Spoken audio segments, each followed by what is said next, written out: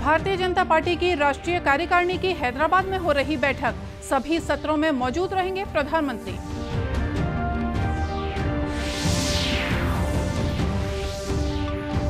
रायपुर में राज्यपाल ने 25 विद्यार्थियों को स्वर्ण पदक और 1142 विद्यार्थियों को उपाधियां की प्रदान।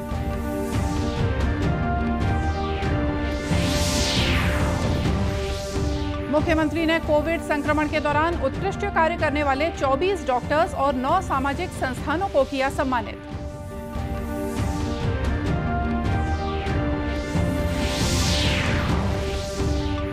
और उदयपुर हत्याकांड के विरोध में प्रदेश के बाजार बंद, शैक्षणिक संस्थानों में भी बंद का असर।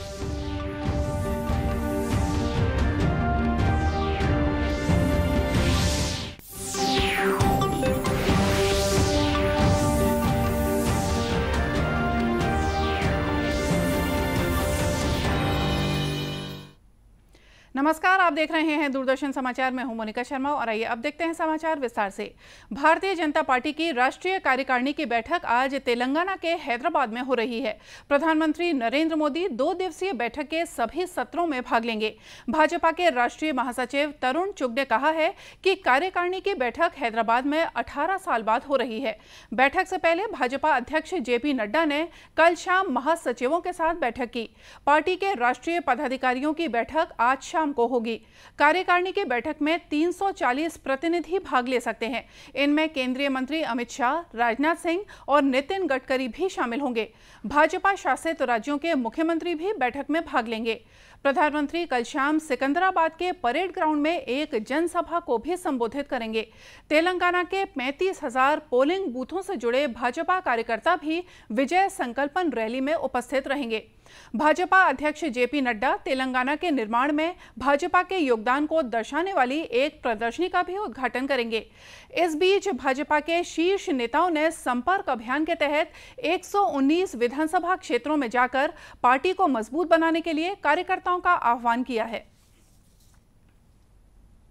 राज्यपाल अनुसुईया उइके रावतपुरा सरकार विश्वविद्यालय के प्रथम दीक्षांत समारोह में शामिल हुई। उन्होंने इस अवसर पर देश के प्रसिद्ध अंतरिक्ष वैज्ञानिक डॉक्टर के कस्तूरीरंगन, प्रसिद्ध पंडवानी गायिका तीजनबाई, प्रसिद्ध आयुर्वेद चिकित्सक डॉक्टर राजेश कोटेचा और पूर्व न्यायाधीश अशोक भूषण को मानद उपाधि से सम्मानित किया। साथ ही राज्यपाल ने 25 विद्यार्थियों को स्वर्ण पदक और 1142 विद्यार्थियों को उपाधियां भी दी। राज्यपाल ने दीक्षांत समारोह को संबोधित करते हुए कहा कि विश्वविद्यालय के साथ साथ हम सभी के लिए गौरव की बात है कि देश के विकास में सर्वोत्कृष्ट योगदान देने वाले विद्वत जनों को सम्मान स्वरूप मानद उपाधि दी गई है। उन्होंने विद्यार्थियों से कहा कि आज के दौर में युवाओं को परंपरागत पद्धतियों और नई तकनीकों के मध्य सामंजस्य स्थापित करते हुए आगे बढ़ना होगा। सारे लोगों को डिग्रियां प्राप्त हुई है और करीब 23 के लगभग गोल्ड मेडल बच्चों को दिया गया है। तो इस अवसर पर मैं यही कहना चाहूँगी कि ऐसे बच्चे जिनको आज डिग्रियां प्राप्त हुई है, मेडल मिला है, उपाधि मिली है, वो आगे चलकर समाज और देश की सेवा करें। इस अवसर पर केंद्रीय राज्य मंत्री खाद्य प्रसंस्करण और जल शक्ति प्रहलाद पटेल भी मौजूद थे। कार्यक्रम को संबोधित करते हुए केंद्रीय राज्य मंत्री श्री पटेल ने कहा कि आपका लक्ष्य जितना दूर है, आपको अपनी गति उतनी ही तेज करनी है। अवसरों से चूकना नहीं है, अवसरों के लिए सतर्क रहना है। दूरी भी बड़ी होगी तो तेज गति के साथ लक्षित होकर अपना संकल्प प्राप्त करें, यही शुभकामनाएं हैं। लेकिन आज का दिन जिन 4 महान लोगों को मानद उपाधि प्राप्त हुई है महामहिम राज्यपाल जी के द्वारा, तो मैं महामहिम राज्यपाल जी का हृदय से आभार व्यक्त करता हूं और उन 4 महान लोगों के प्रति भी धन्यवाद ज्ञापित करता हूं। इस मौके पर विश्वविद्यालय प्रबंधन ने सभी अतिथियों को स्मृति चिन्ह देकर सम्मानित किया। मुख्यमंत्री भूपेश बघेल ने कहा है कि कोविड संक्रमण के दौर में जिस तरह से छत्तीसगढ़ ने जंग लड़ी है, वैसे शायद ही देश के किसी और राज्य में काम हुआ हो। मुख्यमंत्री ने कोविड संक्रमण में लोगों की जान बचाने के लिए जूझ रहे उन डॉक्टर्स को भी नमन किया जिन्होंने खुद अपनी जान गंवा दी। मुख्यमंत्री ने डॉक्टर्स डे पर अपने निवास कार्यालय में इंडियन मेडिकल एसोसिएशन द्वारा आयोजित सम्मान समारोह में उपस्थित डॉक्टर्स और सामाजिक संस्थानों के प्रतिनिधियों को संबोधित किया। मुख्यमंत्री ने डॉक्टर्स डे के अवसर पर डॉक्टर बिधान चंद्र राय के चित्र पर माल्यार्पण करते हुए चिकित्सा के क्षेत्र में उनके उल्लेखनीय योगदान का भी जिक्र किया। श्री बघेल ने कहा कि राजनीति के साथ दूसरे क्षेत्रों में भी उल्लेखनीय कार्य करने वाले डॉक्टर बिधान चंद्र राय खुद को डॉक्टर कहलाना ही पसंद करते थे। इस मौके पर मुख्यमंत्री ने कोविड संक्रमण के दौरान उत्कृष्ट कार्य करने वाले 24 चिकित्सकों को सम्मानित किया। मुख्यमंत्री ने कोविड संक्रमण के दौरान लोगों की सेवा करने के लिए 9 सामाजिक संस्थानों को भी सम्मानित किया। इस मौके पर आईएमए की तरफ से डॉक्टर AR डल्ला, डॉक्टर ललित शाह, डॉक्टर विनय माखीजा को चिकित्सा के क्षेत्र में उनके उल्लेखनीय योगदान के लिए लाइफ टाइम अचीवमेंट अवार्ड दिया गया। छत्तीसगढ़ में सामाजिक संस्थाओं के सहयोग से जो कोविड मैनेजमेंट का अद्वितीय कार्य हुआ, उसमें सामाजिक संस्थाओं की भूमिका अद्वितीय रही और इसके कारण हमने जो शुरुआती दिनों में ही कोविड पर काबू पाया, उसमें सामाजिक संस्थाओं की भूमिका अद्वितीय रही। कार्यक्रम में मुख्यमंत्री के सलाहकार विनोद वर्मा और प्रदीप शर्मा और छत्तीसगढ़ मेडिकल सर्विसेज कॉरपोरेशन के संचालक डॉक्टर विनय जायसवाल उपस्थित थे। उदयपुर में कन्हैया कुमार की हत्या के विरोध में विभिन्न संगठनों के आह्वान पर आज प्रदेश बंद का आह्वान किया गया है, जिसका व्यापक असर देखा जा रहा है। चेंबर ऑफ कॉमर्स का समर्थन मिलने से बाजार पूरी तरह से बंद है। वहीं सुरक्षा के मद्देनजर शैक्षणिक संस्थान भी बंद रहे। राजधानी रायपुर में सुबह से ही बंद के समर्थक सड़कों पर नजर आए। गरियाबंद शहर में भी व्यापारियों ने बंद का समर्थन किया। इस दौरान हत्या के विरोध में नारेबाजी करते हुए विभिन्न संगठनों ने आरोपियों को फांसी की सजा देने की मांग की। बंद के मद्देनजर सुरक्षा के लिए शहर में पुलिस बल भी तैनात किया गया था। विश्व हिंदू परिषद के परस देवांगन ने बताया कि बंद को भरपूर समर्थन मिला है। विश्व हिंदू परिषद प्रांत इकाई के आह्वान पर गरियाबंद नगर के सर्व हिंदू समाज, सारे जो हिंदू संगठन ने उदयपुर राजस्थान में जो कन्हैया कुमार साहू की जो निर्मम हत्या हुई थी और उस हत्या के विरोध में आज पूरा नगर महाबंद को देखने को मिल रहा है। पूरे नगर के व्यापारियों का, फुटकर व्यापारियों का, किराना व्यापारियों का, जनरल व्यापारियों का, चेंबर ऑफ कॉमर्स का, सबका समर्थन हमें प्राप्त हुआ। बंद का असर बेमेतरा में भी देखने को मिल रहा है। शहर की सभी दुकानें लगभग बंद हैं। इस दौरान बंद समर्थक सड़कों पर नारे लगाते हुए घूम रहे हैं।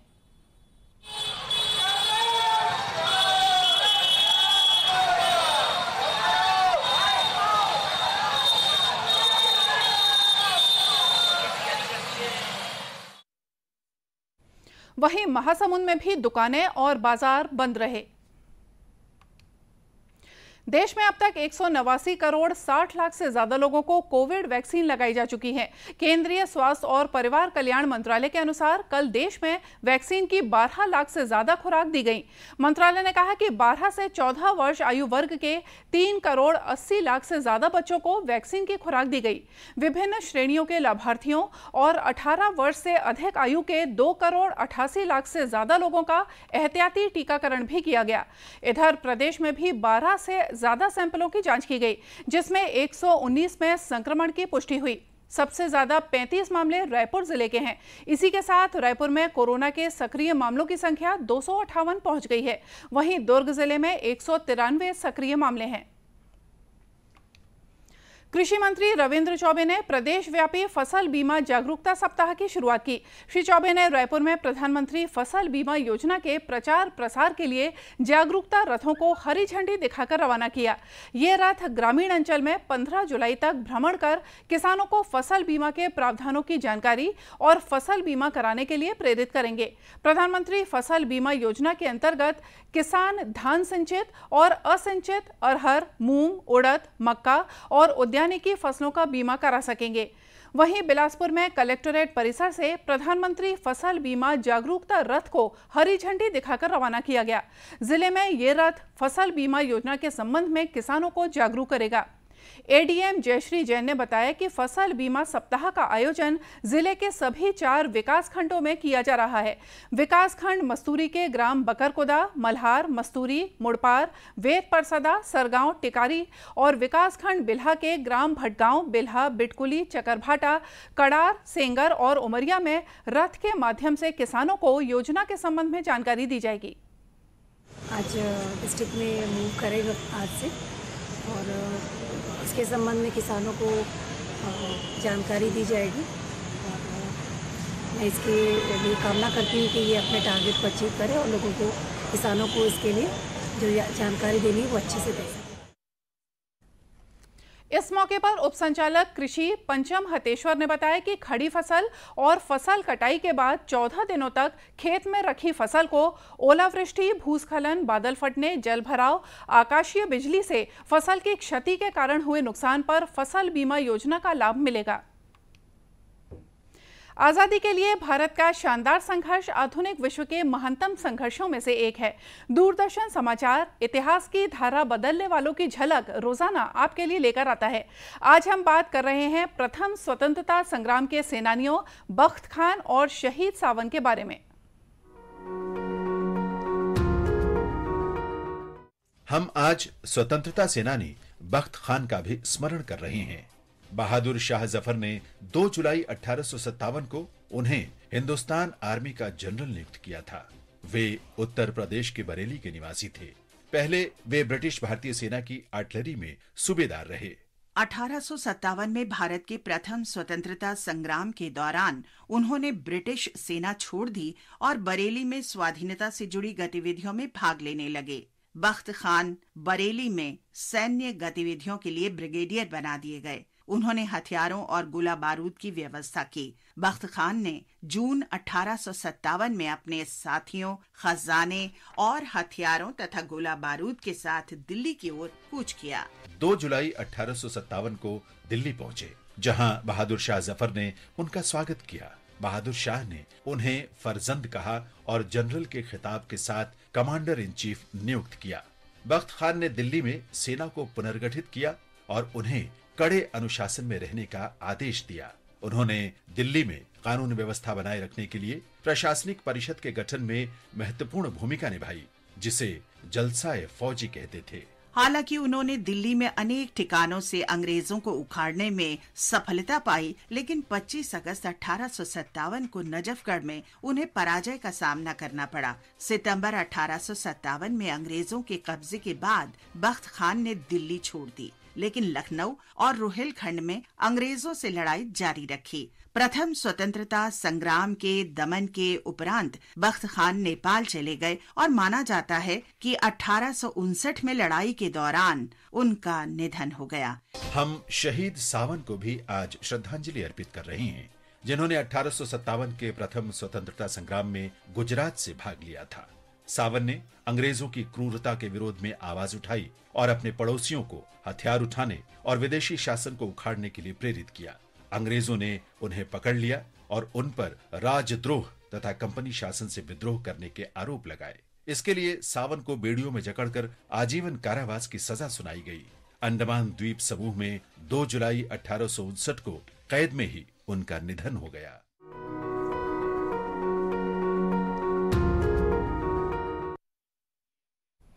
दूरदर्शन केंद्र रायपुर से प्रसारित होने वाले प्रादेशिक समाचार को आप YouTube पर भी देख सकते हैं। हमारे YouTube channel Chhattisgarh DD news पर प्रादेशिक समाचार उपलब्ध रहेगा। YouTube चैनल का लिंक और QR कोड आप स्क्रीन पर देख सकते हैं।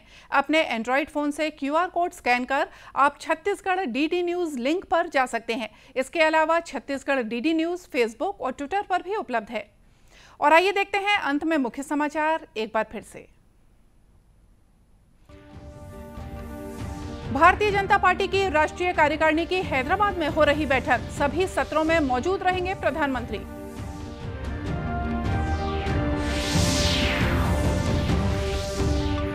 रायपुर में राज्यपाल ने 25 विद्यार्थियों को स्वर्ण पदक और 1142 विद्यार्थियों को उपाधियां दी प्रदान।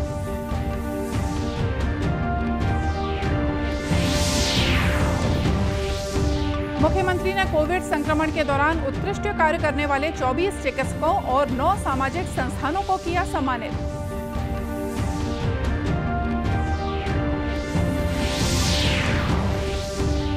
और उदयपुर हत्याकांड के विरोध में प्रदेश के बाजार बंद, शैक्षणिक संस्थानों में भी बंद का असर। और इसी के साथ ये समाचार बुलेटिन यहीं समाप्त हुआ। नमस्कार।